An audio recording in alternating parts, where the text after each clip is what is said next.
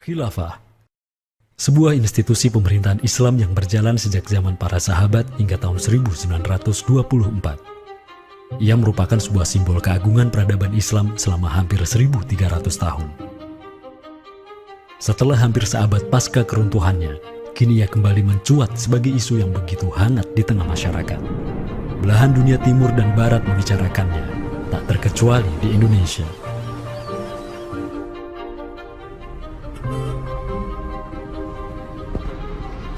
Perdebatan tentang khilafah tak terhindarkan. Apakah ia pantas diterima atau tidak di zaman modern saat ini? Kita tahu khilafah atau kehilafahan Islam itu di Nusantara bukan hal yang baru.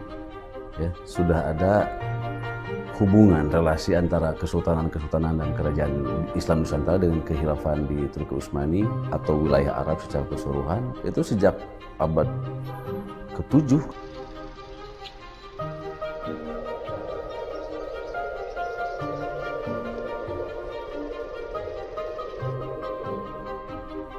Sejarah khilafah yang panjang di pentas dunia telah memainkan debutnya di Nusantara. Islam yang diemban para punggawanya telah menjadikan Nusantara jaya dan menjadi sumber utama perlawanan terhadap para penjajah. Inilah kisah tentang Nusantara dan jalinannya dengan sang negara adidaya. Inilah kisah tentang khilafah yang menjadikan rakyat Nusantara sebagai satu umat dengan Muslim sedunia. Inilah kisah tentang jejak khilafah di Nusantara.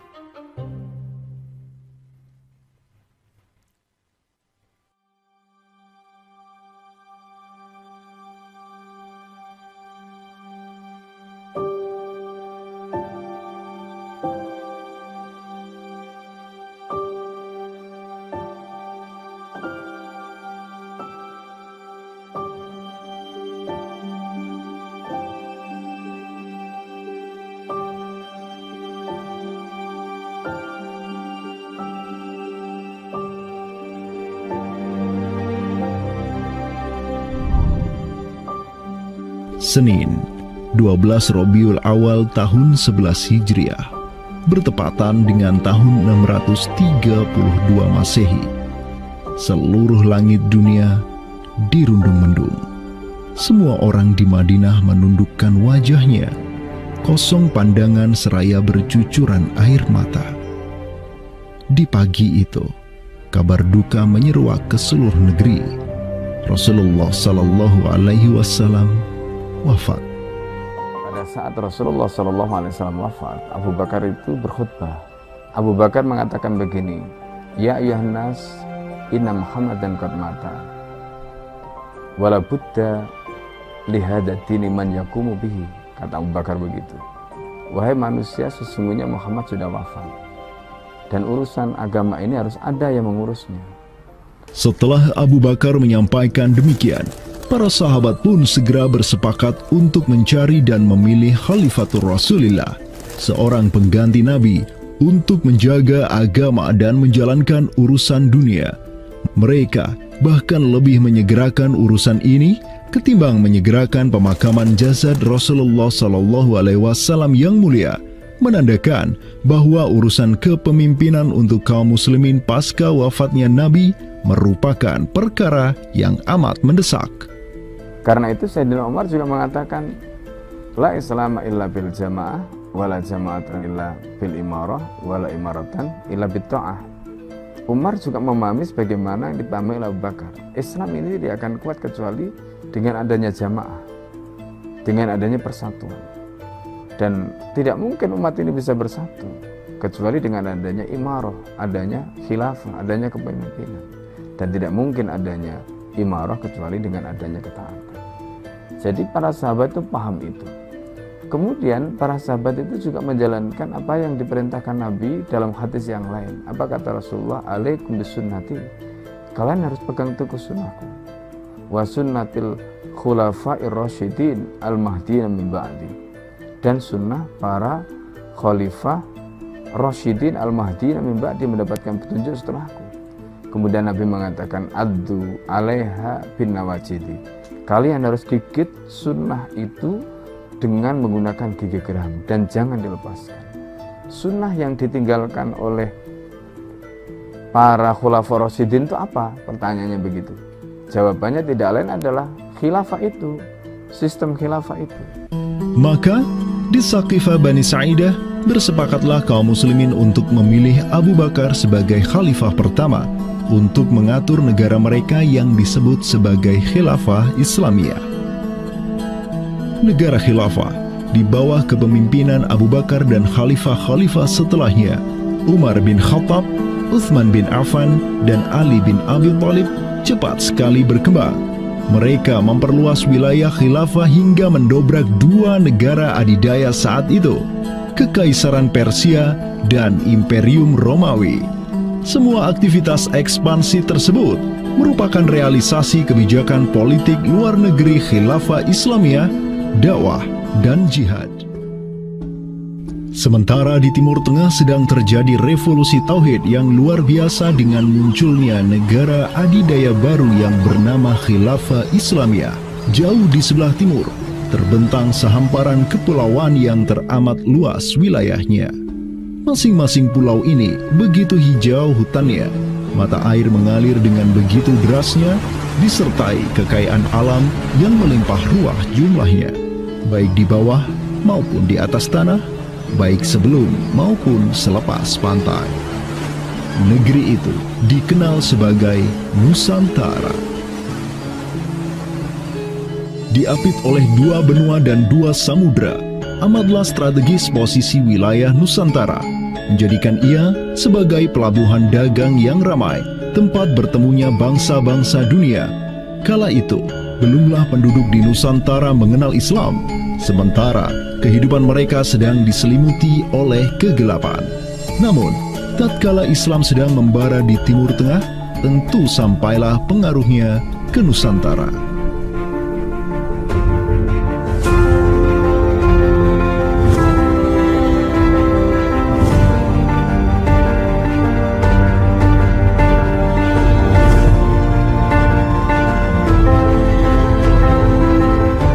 Saya ingin mengutip apa yang pernah dinyatakan oleh Buya Hamka ya di dalam buku beliau dari Perbendaharaan Lama, termasuk juga buku beliau yang judulnya Sejarah Umat Islam, yang beliau menyatakan bahwa sesungguhnya teori yang kita tahu bahwa Islam masuk ke Nusantara itu berasal dari Gujarat pada abad ke-12 sampai 15 Masehi, itu sebetulnya tidaklah tepat sepenuhnya. Karena apa? Karena Buya Hamka memiliki pandangan ataupun penjelasan terkait dengan kapan sesungguhnya Islam masuk ke Nusantara, ke Indonesia. Beliau menyatakan bahwa Islam masuk ke Nusantara itu jauh sebelum teori Gujarat.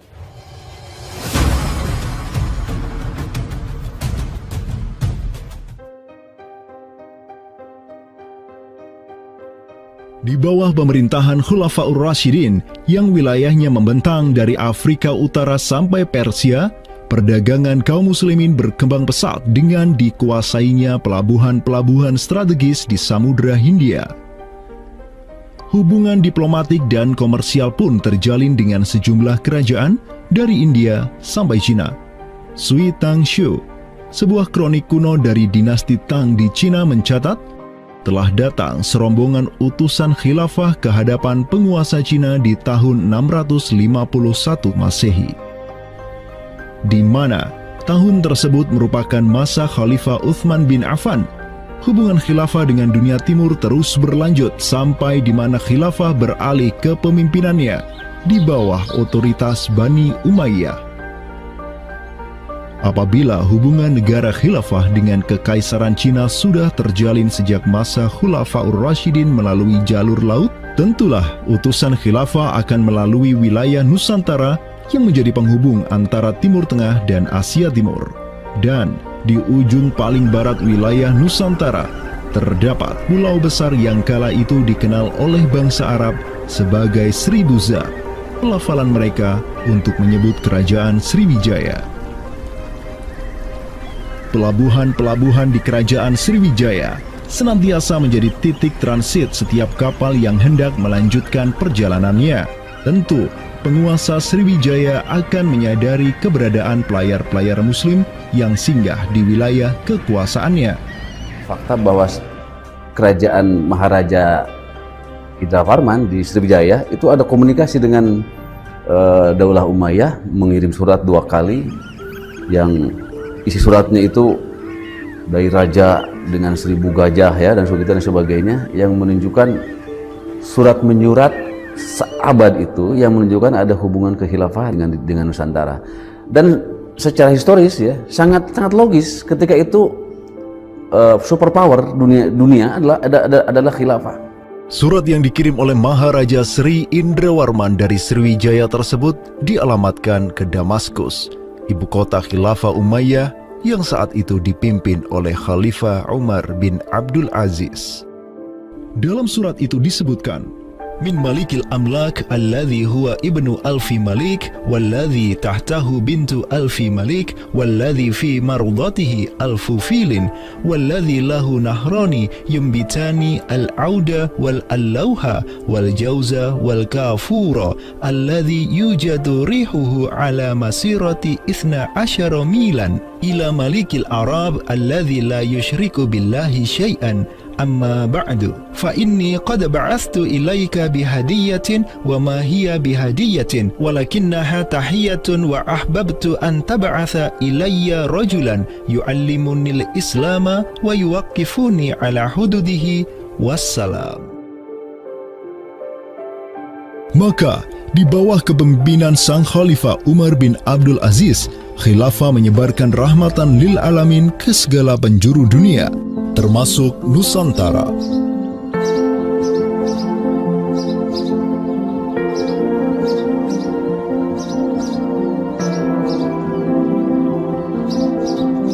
Seperti sekarang Amerika atau Eropa kan, ada hubungan dengan semua negara karena dominasi politik, ekonomi mereka, budayaan dan sebagainya. Saat itu penguasa dunia atau superpower adalah dunia Islam, institusi politiknya khilafah, maka sangat logis kalau ada relasi dengan berbagai semua negara.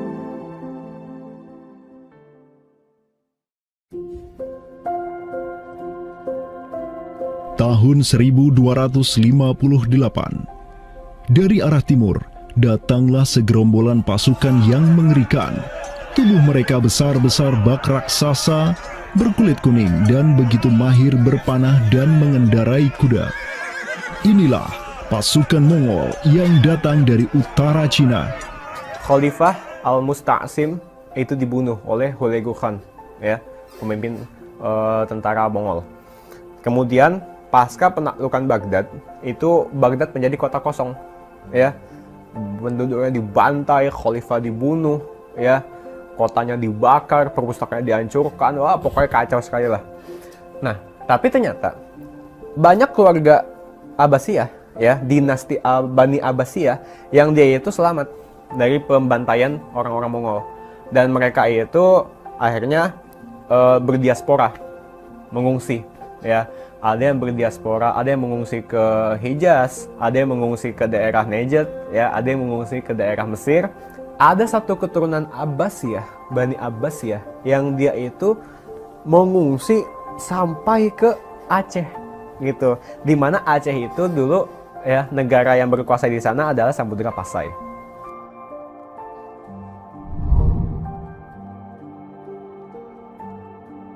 Terdapat 3 orang Bani Abbasiyah yang diketahui dimakamkan di Aceh, yakni yang pertama Sodrul Akabir Abdullah bin Muhammad Al-Abbasi, keturunan Khalifah Al-Musta'sir Billah. Kedua, istrinya Siti Rahiman binti Malikul Mu'azzam, dan ketiga, anaknya Sodrul Akabir Yusuf bin Abdullah Al-Abbasi.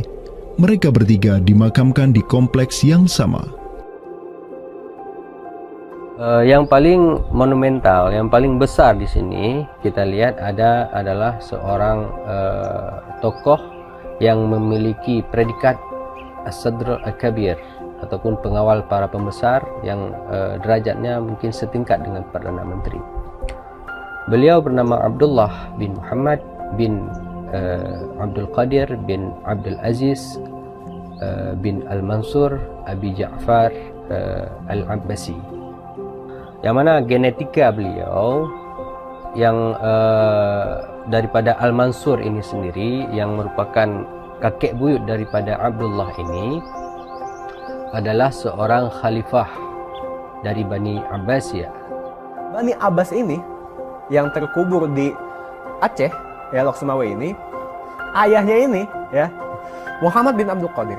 Ternyata dia itu dicatat oleh Ibnu Battuta, ya, dicatat oleh Ibnu Battuta dalam rihlahnya kitab Tuhfatun Nazar, ya. Nah, dia itu ayahnya Abdullah bin Muhammad Sodrul Akabir yang di Pasai itu menjadi gubernur, ya, menjadi gubernur di mana, di daerah India, gitu, dicatat oleh Ibnu Battuta, gitu, ya. Dan Ibnu Battuta mencatat sultan-sultan di India itu begitu hormat, ya, begitu taat, dan mereka itu memuliakan keturunan Khalifah Abbasiyah ini, ya, keturunan Khalifah Al-Mustansir billah, begitu. Nah, ini mengindikasikan bahwasanya apa?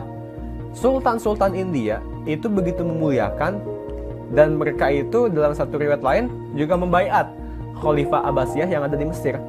Sementara sultan-sultan di India, ya, Kesultanan Islam di India itu punya hubungan erat dengan Samudra Pasai, begitu. Nah, di sini kita bisa menduga kuat bahwasanya Samudra Pasai itu juga berbaiat kepada Khalifah Abbasiyah. Samudra Pasai pada masa itu berbaiat kepada dinasti sebelum Utsmaniyah berkuasa, yaitu kita menduga dan meyakini hal tersebut sesuai fakta-fakta yang kita temukan di lapangan bahwa Madinatul Sumatera ataupun Jaziratul Jawi, Samudra Pasai itu berbaiat langsung kepada dinasti Abbasiyah. Sultan Zainal Abidin bin Ahmad bin Malikus Zahir bin Malikus Saleh, penguasa Pasai di masa Sodrul Akabir Abdullah Al-Abbasi hidup, menyatakan baiatnya kepada Khalifah Al-Mutawakkil 'alallah di Kairo di awal abad ke-15. Begitu pula sebelumnya, Sultan Muhammad bin Tughluk di Delhi diikuti oleh Sultan Jalaluddin Muhammad dari dinasti Raja Ganesh di Bengali dan penguasa dari dinasti Utsmaniyah di Turki, Sultan Bayazid pertama. Seluruh sultan di dunia Islam menyatakan baiatnya kepada Khilafah Abbasiyah semenjak gelombang badai Mongol berhasil dihentikan oleh pahlawan-pahlawan Mamluk. Pusat Khilafah Abbasiyah kini berpindah ke Kairo, Mesir, dan menjadi magnet kaum muslimin global. Dari pusat khilafah inilah dakwah Islam mulai bangkit kembali dan menggencarkan aktivitasnya dengan mengirim berbagai juru dakwah ke seluruh penjuru alam. Dengan Samudra Pasai yang mendaulatkan dirinya sebagai Darul Islam yang berbaiat kepada Khalifah, Samudra Pasai mengemban tugas untuk mengubah seluruh Asia Tenggara dari Darul Kufri menjadi Darul Islam. Sultan Zainal Abidin Ra Ubabdar dibantu oleh putra Sodrul Akabir Abdullah bin Muhammad Al-Abbasi, yakni Yusuf bin Abdullah, yang di pucuk pusaranya tertera nama kakeknya Khalifah Al-Mustansir billah, banyak menaklukkan wilayah-wilayah yang belum Islam di Sumatera dan Semenanjung Malaya. Seperti Ra Ubabdar. Ra Ubabdar itu berasal dari dua kata, Ra dan Ubabdar, yang mana artinya adalah penguasa gelombang. Ini adalah sebuah predikat yang sangat luas sebenarnya maknanya.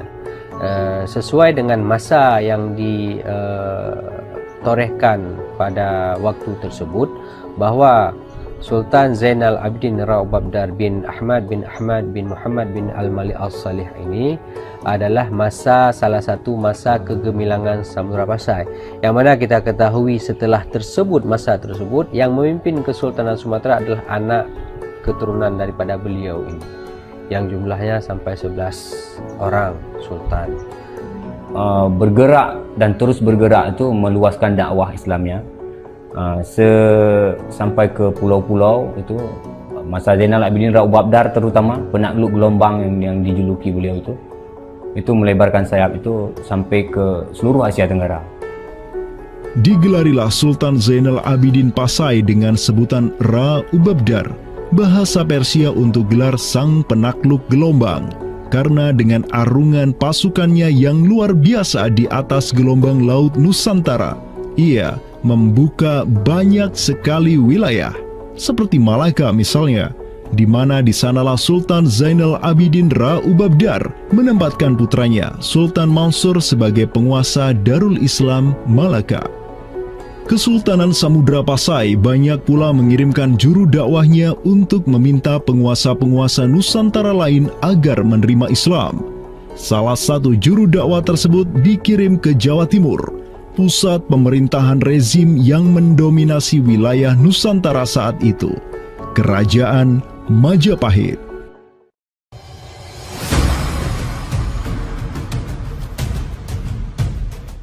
Gresik, Jawa Timur. Di kota yang hanya berjarak 60 km dari Trowulan, ibu kota Kerajaan Majapahit, terbaring jasad mulia di atas pusara marmer yang begitu indah. Inilah kubur seseorang yang menginisiasi tegaknya Islam di tanah Jawa, Maulana Malik Ibrahim, yang kemudian dikenal sebagai Sunan Gresik. Malik Ibrahim adalah seorang yang berkedudukan tinggi di lingkaran kuasa Samudra Pasai, terlihat dari gelarnya yang bertajuk Umdatus Salatin wal Wuzara, pondasi para sultan dan wazir, di mana gelar tersebut adalah gelar untuk wakil Sultan Samudra Pasai, sebagaimana yang dicatat oleh Ibnu Battuta. Gelarnya yang lain seperti Burhanud Daulah Waddin, penerang negara dan agama, adalah gelar yang disematkan kepadanya selayaknya gelar-gelar yang diberikan Khilafah Abbasiyah kepada pejabat-pejabat penting daulah, sebuah gelar yang begitu politis sekaligus agamis.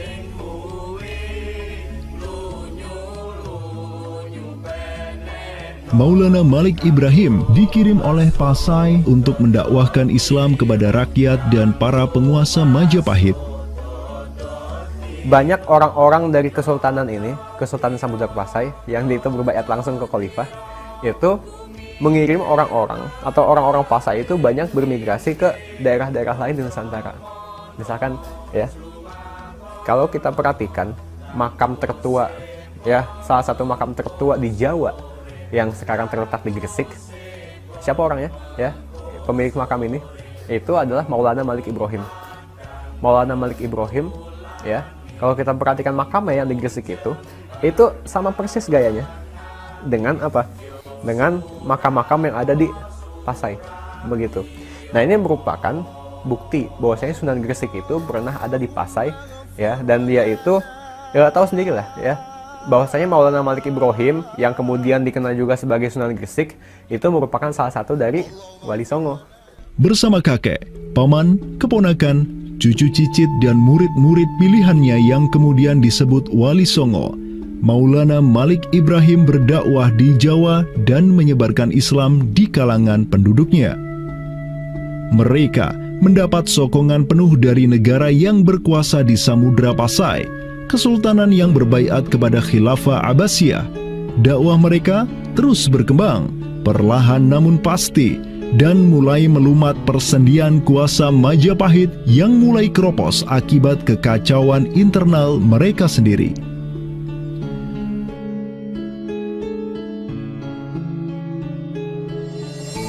Para Wali Songo juga dihormati karena sebagian besar dari mereka menyandang status sebagai keturunan Nabi melalui jalur Husain bin Abi Thalib yang terus turun-temurun kepada Muhammad Sahib Marbal, turun lagi ke Alawi sampai ke Imam Jamaluddin Al-Husaini yang dikenal juga sebagai Syekh Maulana Jumadil Kubra, yang dari dialah para Wali Songo lahir sebagai anak-anaknya.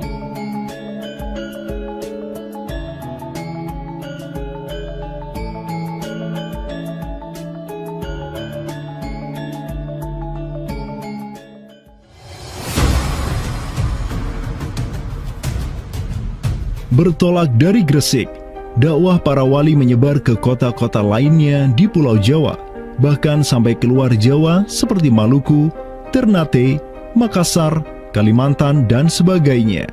Selain kalangan rakyat, banyak pula pejabat-pejabat Majapahit yang tercerahkan dengan Islam dan sukarela mengucap syahadatain, seperti para adipati Majapahit di Palembang, Cirebon, Semarang, Pekalongan, Jipang, sampai Mataram. Tak tanggung-tanggung, di antara mereka yang berislam bahkan merupakan sang putra mahkota Majapahit sendiri, Pangeran Jimbun alias Raden Patah, yang merupakan buah dari pernikahan Raja Brawijaya kelima dengan seorang putri Cina. Ketika dewasa, Raden Patah belajar kepada Sunan Giri di Surabaya, kemudian diangkat menjadi Adipati Demak oleh ayahnya. Kemudian di tahun 1478, Brawijaya kelima digulingkan oleh pesaingnya dari Kediri, Girindra Wardana. Tahta Majapahit yang diduduki oleh musuh ayahnya lantas membuat Raden Patah di Demak beserta seluruh elemen Islam di Jawa pimpinan para Wali Songo bangkit berjihad melawan Girindra Wardana dan penerusnya Patih Udara. Mereka terus berjihad dengan penuh keberanian hingga akhirnya berhasil melumat kekuasaan Majapahit yang dipegang oleh para pemberontak dari pihak Girindra Wardana dan Patih Udara. Kaum muslimin pun meraih kemenangan hingga akhirnya mereka berhasil memproklamirkan berdirinya sebuah daulah Islam pertama di tanah Jawa, Kesultanan Demak, pada tahun 1482. Digelari Raden Patah sebagai Senopati Jimbun Ningrat Ngabdurrahman Panembahan Palembang Saidin Panatogomo, atau dengan gelarnya dalam bahasa Arab Sultan Syah Alam Akbar Al-Fatah. Dialah Sultan yang telah memfutuhat Jawa menjadi Darul Islam. Dengan berdirinya Demak sebagai daulah Islam pertama yang berdaulat di tanah Jawa, bertambahlah kuat bargaining politik Islam di kawasan Nusantara bersama-sama dengan Kesultanan Samudra Pasai di Sumatera, Kesultanan Malaka di Semenanjung Malaya, Kesultanan Brunei di Borneo, Kesultanan Sulu di Filipina, begitu pula Sultan pertama di Ternate, Sultan Zainal Abidin, yang pernah menimba ilmu ke Jawa di bawah bimbingan Sunan Giri. Dalam rentang abad yang bersamaan, kemenangan daulah Islam di kawasan Nusantara juga diiringi dengan penaklukan Konstantinopel, ibu kota Romawi Timur, oleh salah seorang sultan dari Bani Uthmaniyah, Muhammad Al-Fatih. Penaklukan Konstantinopel sekaligus menandakan tamatnya riwayat Imperium Romawi Timur untuk selama-lamanya. Penaklukan Konstantinopel pada tahun 1453 oleh Muhammad Al-Fatih, sang Sultanur Rum, merupakan realisasi dari janji yang telah terucap ratusan tahun sebelumnya oleh lisan mulia sang Sayyidul Mustafa, Rasulullah Muhammad Sallallahu Alaihi Wasallam. Sungguh, Konstantinopel akan benar-benar ditaklukkan. Sebaik-baik pemimpin adalah pemimpin yang berhasil menaklukkan Konstantinopel, dan sebaik-baik pasukan adalah pasukan yang menyertainya. Dengan dikdayanya kuasa Islam di tanah Rum, menjadikan para penguasa Uthmaniyah mempunyai citra istimewa di kalangan rakyat Nusantara.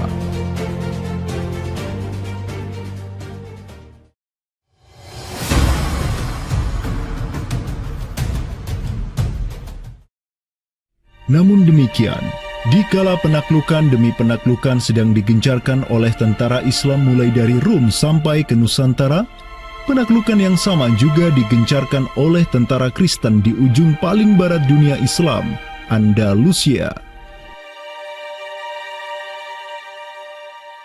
Berbeda dengan penaklukan yang kaum muslimin lakukan, di mana penduduk asli suatu tempat diberi toleransi yang luar biasa atas agama dan properti mereka, tentara Kristen Portugis dan Spanyol menaklukkan wilayah Islam di Andalusia yang saat itu sudah terpecah menjadi Reyes de Taifas atau Mulukhut Tawaif atau kerajaan-kerajaan yang saling tercerai-berai. 1492, kekuasaan Islam terakhir di Andalusia, Granada, berhasil ditaklukkan oleh suami istri yang menjadi penguasa Spanyol, Fernando de Aragorn dan Isabella de Castilla. Penaklukan kembali wilayah Andalusia menjadi negara Kristen yang mereka sebut Reconquista telah menyebabkan populasi kaum muslimin di sana tersapu bersih, entah karena diusir, dimurtadkan, atau dibunuh. Selain Reconquista, kaum Kristen Spanyol dan Portugis juga mempunyai motif ekonomi untuk menjadikan diri mereka kaya, yakni dengan mencari jalur rempah di Samudra Hindia yang saat itu merupakan potensi sumber daya alam yang luar biasa. Program mereka untuk mencari rempah di Samudra Hindia mereka sebut sebagai Estado da India. Kita sering dengar dengan istilah 3G gitu kan. Glory, Gospel, dan Gold gitu kan. Jadi ya mereka ingin ekspansi, mereka ingin menyebarkan misi agama mereka, dan mereka juga ingin mencari gold. Goldnya sini adalah justru adalah rempah gitu kan. Begitulah betapa berharganya rempah pada saat itu, sampai 1 gram pala dihargai dengan 2 gram emas gitu kan. Paus Alexander ke-6, pemimpin kaum Kristen saat itu, begitu mendukung hasrat Portugis dan Spanyol untuk menjelajah dunia dan menyebarkan Kristen. Maka, berangkatlah gelombang penjelajah Portugis yang disertai pasukan dan senjata untuk menaklukkan dunia Islam di Samudra Hindia. Di bawah pimpinan Alfonso de Albuquerque, armada Portugis berhasil menaklukkan Goa di India pada tahun 1510. Dan setahun kemudian berhasil sampai ke Malaka, merebut pelabuhan strategis itu dari Sultan Mahmud Syah yang memerintah tempat tersebut. Dengan bercokolnya Portugis di Nusantara, dimulailah babak baru sejarah Islam di kawasan ini.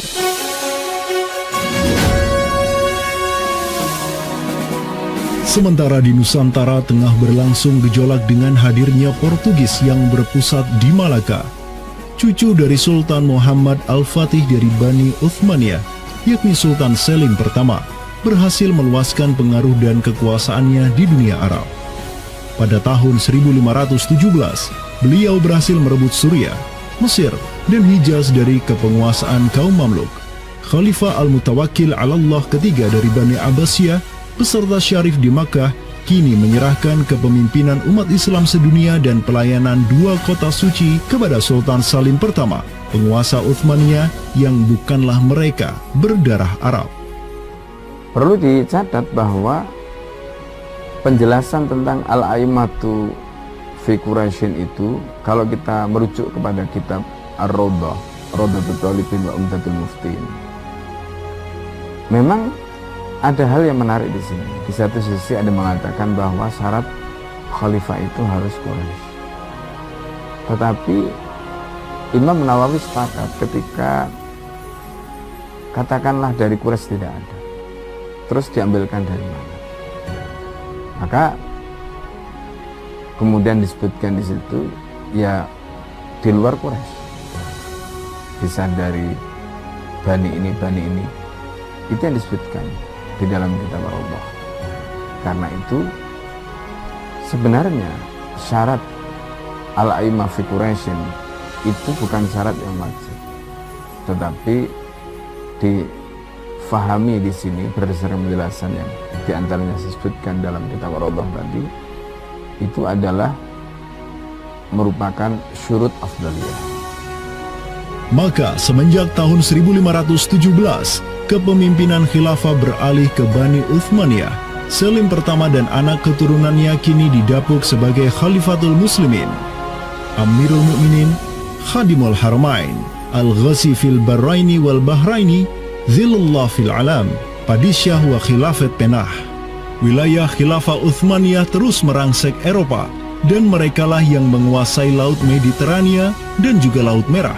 Adapun Portugis yang bercokol di Samudra Hindia mulai ketakutan karenanya. Karena dengan munculnya Khilafah Uthmaniyah sebagai negara Islam yang adidaya, solidaritas Muslim sedunia akan bangkit kembali karena memiliki perisai kuat di sisinya. Ini erat kaitannya dengan hubungan dengan negeri kita, karena keimanan yang kemudian merekatkan ya dengan semangat akidah Islamiyah, semangat ukhuwah Islamiyah, menjadikan umat Muslim yang ada di Timur Tengah dengan umat Muslim yang ada di Nusantara Indonesia itu terjalin hubungan yang sangat erat. Karena kita tahu bahwa ada ayat Allah Subhanahu wa Ta'ala yang menyatakan innamal mu'minuna ikhwah. Sesungguhnya orang-orang beriman itu adalah saudara. Ketika ada saudara mukmin yang terzalimi, maka saudara mukmin yang lain itu punya kewajiban untuk membela.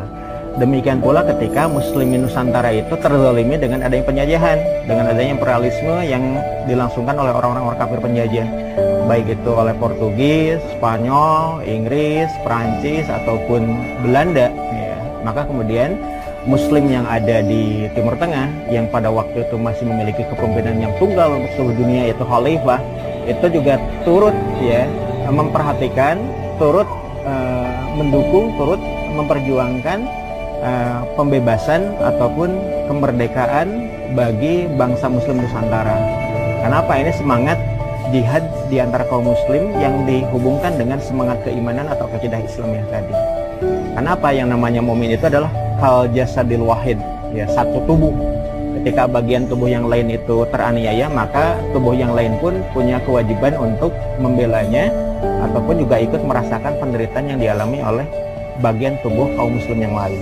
Semenjak Portugis berhasil menancapkan kukunya di India dan Malaka, tidak hanya dua wilayah tersebut yang ditimpa petaka, namun juga hampir seluruh kesultanan di Samudra Hindia dan Nusantara. Sultan dari Samudra Pasai kala itu, Zainal Abidin bin Mahmud bin Zainal Abidin Ra Ubabdar, yang mendaulatkan dirinya sebagai Al-Qaim tahta Amri Rabbil Alamin, orang yang berdiri di bawah perintah Tuhan semesta alam, mengirim surat kepada Portugis di Malaka untuk menggugat kelakuan mereka yang sangat merugikan kaum muslimin di kawasan.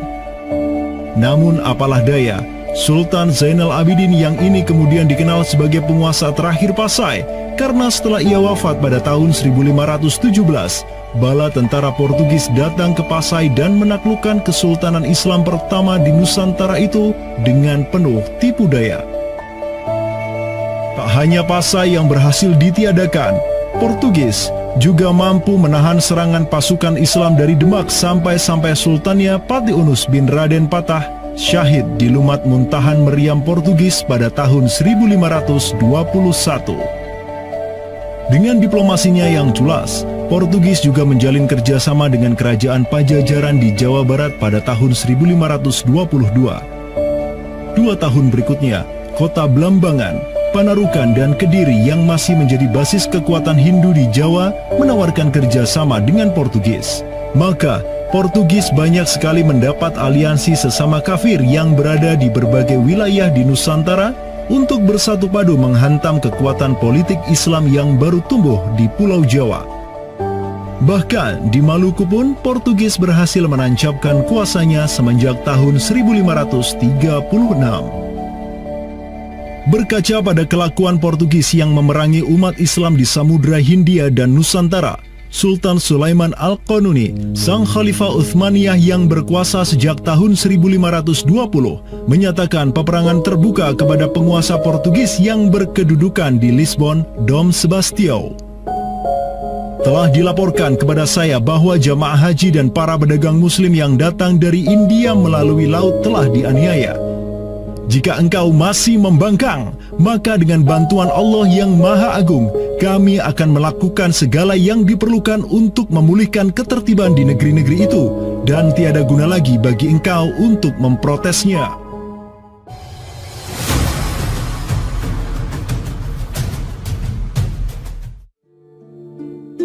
Penjaga kedaulatan Islam di Sumatera yang harum selama ratusan tahun, Samudra Pasai, kini sudah sirna di bawah kungkungan Portugis. Namun, harapan kemenangan itu masih ada. Karena tak lama setelah itu muncul kekuatan baru yang terbit di ujung utara Sumatera, Kesultanan Aceh. Kita mengetahui bahwa Sultan Aceh yang pertama adalah Sultan Ali Mughayat Shah. Ya, beliau wafat tahun 1530. Dan ini merupakan masa yang bersamaan dengan Sultan Sulaiman Al-Qanuni dari Khilafah Utsmaniyah. Prestasi Sultan Ali Mughayat Shah telah dicatat dengan tinta emas sejarah. Kegemilangan Sultan Aceh pertama itulah yang direkam Syekh Ahmad Zainuddin Asy-Syafi'i Al-Malibari, yang merupakan murid dari ulama tersohor Ibnu Hajar Al-Haytami. Dalam kitabnya Tuhfatul Mujahidin fi Ba'di Akhbaril Burtukaliyin, Syekh Zainuddin Asy-Syafi'i menulis, dan mereka, orang-orang Portugis, semoga Allah mengalahkan mereka, mendatangkan berbagai barang dari negeri-negeri yang jauh. Mereka menjadi ramai dan bertambah banyak di kawasan. Para penguasa berbagai pelabuhan menuruti kehendak mereka sehingga mereka sepenuhnya menguasai pelabuhan-pelabuhan tersebut. Pelayaran hanya dapat dilakukan dengan jaminan keamanan dari mereka. Perdagangan dan kapal-kapal mereka bertambah banyak dan sebaliknya, perdagangan muslimin di luar kapal-kapal dan benteng-benteng yang mereka bangun makin merosot. Tiada seorang pun yang dapat merebut kota-kota pelabuhan itu selain Sultan yang mujahid, Ali Al-Ashi. Semoga Allah menerangkan kuburnya, karena Sultan Ali Al-Ashi lah yang telah membuka Sumatera dan menjadikannya Darul Islam. Semoga Allah membalas kebaikannya untuk kaum muslim dengan sebaik-baik balasan. Kalau kita perhatikan makam Sultan Ali Mugoyatsyah, di situ ada kalimat menarik yang terpampang di inskripsi makamnya. Al-Ghazi fil barri wal bahri yansuruhullah. Ya. Bahwasanya Sultan Ali Mugoyatsyah itu juga dikenal sebagai Al-Ghazi, ya, petarung fil barri wal bahri. Selama masa Sultan Alauddin Riayat Shah Al-Qahar, Aceh melancarkan serangan besar-besaran ke Malaka demi menghancurkan Portugis. Serangan-serangan itu dilaksanakan pada tahun 1537, 1564, dan 1568. Pada serangan yang ketiga di tahun 1568, armada raksasa berkekuatan 15.000 Ghazi Aceh, 400 Janissaris dari Khilafah Uthmaniyah, dan 200 meriam monster karya para ahli senjata Uthmaniyah berangkat ke Malaka yang dikomando langsung oleh Sultan Alauddin Riayat Shah Al-Qahar. Portugis yang bercokol di Malaka benar-benar kewalahan dan hancur berantakan ketika diserang bertubi-tubi oleh pasukan Aceh.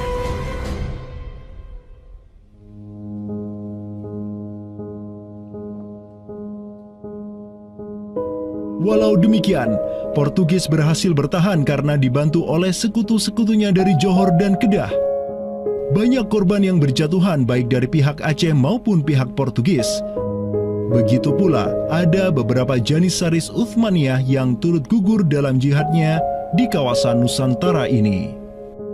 Ada satu daerah di kawasan Bandar Aceh ini, Bandar Aceh Darussalam itu Kampung Bitai. Itu tempat para tentara-tentara Turki syahid. Kemudian dimakamkan di Bitai.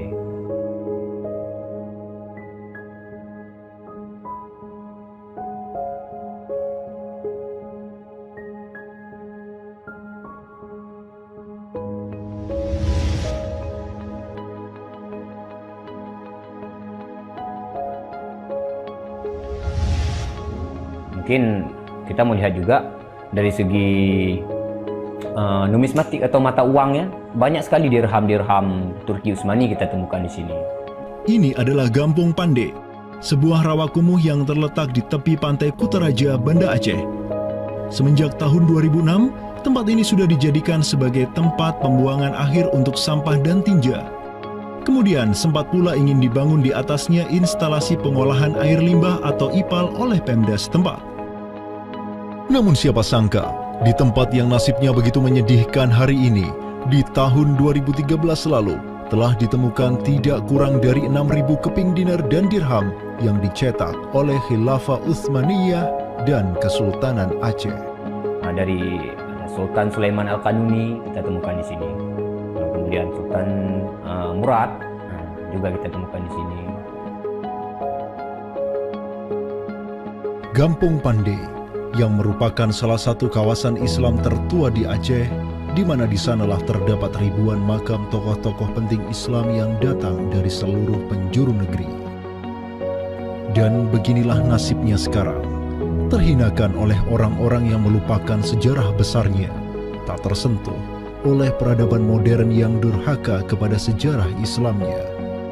Walau demikian, kenangan tentang mereka takkan pernah hilang dan akan terus teringat oleh anak cucu kita. Mereka akan terus mengingat bahwa orang tua kita dahulu, para penguasa kita yang soleh dulu, pernah menyatakan baiatnya kepada Amirul Mukminin, khalifahnya umat Rasulullah Sallallahu Alaihi Wasallam. Inilah kubur orang yang dirahmati lagi diampuni, Dialah Al-Ghazi, sang petarung di jalan Tuhan semesta alam, penentang kaum kafir dan musyrikin, pecinta kaum fakir dan miskin, Sultan Alauddin Riayat Shah, naungan Allah di muka bumi, putra Sultan Ali Mughayat Shah. Semoga Allah menyiramkan rahmat ke atas pusaranya dan menjadikan surga tempat kediamannya.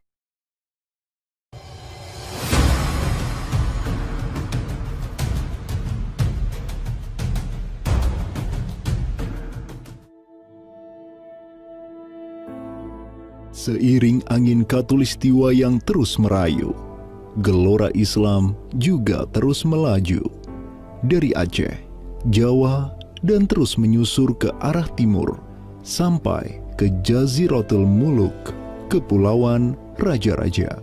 Di Maluku, yang juga dikenal sebagai Kepulauan Rempah-Rempah, ada begitu banyak raja yang berkuasa di masing-masing pulaunya.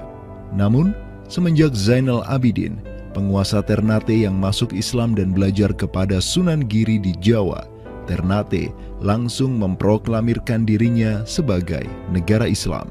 Langkah politis Sultan Ternate ini pun secara cepat diikuti oleh penguasa-penguasa lain di Maluku, sehingga negeri dengan ratusan pulau ini menjadi sebuah darul Islam. Tatkala Portugis menaklukkan Malaka, sang jenderal Portugis Alfonso de Albuquerque mengirim 3 kapal di bawah pimpinan Francisco de Serrao. Mereka berhasil mencapai Maluku, kemudian berbasis di Pulau Ambon, Banda, dan Seram. Saat itu, para penguasa Islam di Maluku terutama Ternate dan Tidore menyambut baik kedatangan Portugis. Namun seiring waktu berjalan, kemudahan fasilitas yang diberikan para penguasa Maluku membuat kaum Portugis lupa diri. Mereka secara masif memonopoli perdagangan rempah dan memurtadkan kaum muslim. Tatkala salah seorang penguasa Ternate, Sultan Hairun Jamil, mulai menggugat kelakuan lalim Portugis, Sultan Hairun pun dibunuh secara keji oleh gubernur Portugis di Maluku, Diego Lopes de Mesquita, pada Februari 1570. Pasca tragedi tersebut, tahta Kesultanan Ternate dipimpin Sultan Babullah Datuk Shah bin Hairun, seorang sultan yang segera menjadi ancaman mematikan bagi kedudukan Portugis di Maluku. Dengan pasukan laut raksasanya, Sultan Babullah menyerbu setiap benteng Portugis yang ada di Maluku. Segala kapal dan bala bantuan yang hendak dikirim untuk Portugis dari Goa dan Malaka diblokade oleh pasukan Babullah. Persenjataan kaum muslim Maluku pun cukup membuat Portugis gemetaran.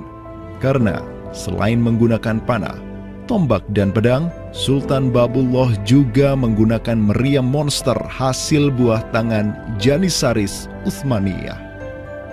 Sultan Babullah itu mempekerjakan sekitar 20 ahli militer dari Khilafah Utsmaniyah. Gitu. Nah, orang-orang Utsmaniyah ini ahli militer dan mereka itu ahli juga persenjataan. Pasukan-pasukan persenjataan itu diproduksi oleh orang-orang Utsmani ini dan mereka itu mengajarkan kepada orang-orang Maluku, pasukan Sultan Babullah, untuk membuat senjata.